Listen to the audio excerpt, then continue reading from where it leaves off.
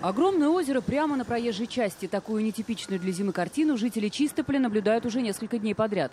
Соцсети пестрят возмущенными комментариями горожан. В городе нет воды. Часть автобусных маршрутов не могут проехать из-за затопления водой улиц. Не работают объекты общественного питания. Водопроводная сеть в аварийном состоянии. Провести анализ и внести предложение по переходу водоснабжения города из частных рук в государственное управление для обеспечения бесперебойной работы. Очухались, раздали стратегические объекты в частные руки, а теперь репу чешем. Если на дорогах избыток воды, то в домах 3 районов города несколько дней ее нет совсем. Причина – авария на трубопроводе.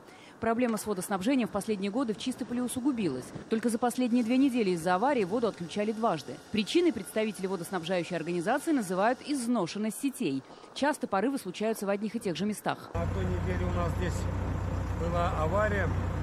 Труба лопнула вдоль, чугунная труба.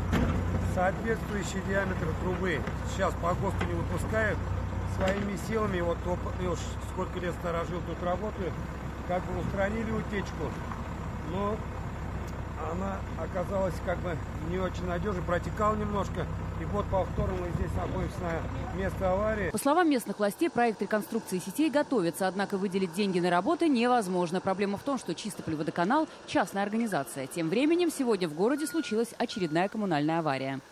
Сегодня в городе Чистополь произошла очередная авария на сетях водоснабжения, в результате чего без услуги водоснабжения осталась большая часть города Чистополь. В настоящее время аварийные бригады Чистополь-Водоканал приступили к ликвидации аварийной ситуации.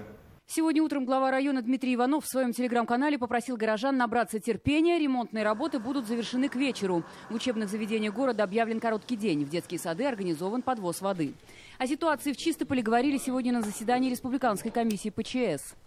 Силы и средства есть, материалы имеются. Сейчас ведутся раскопки. Единственное, там воды очень много, тяжело откопать. Откачивают. Характер аварии определим сейчас, как до трубы дойдем. Будет понятно, какое количество по времени устранения и дальнейшее заполнение. Жители микрорайона Часового завода уже 3-й сутки фактически без воды. Подвоз там организован. В связи со сложной ситуацией Рустам Минниханов поручил правительству и местным властям организовать доставку воды для жителей города и внести предложение по переходу сетей водоснабжения из частных рук в госуправление. Светлана Звонарева, Сергей Легасов, ТНВ, Чистополь.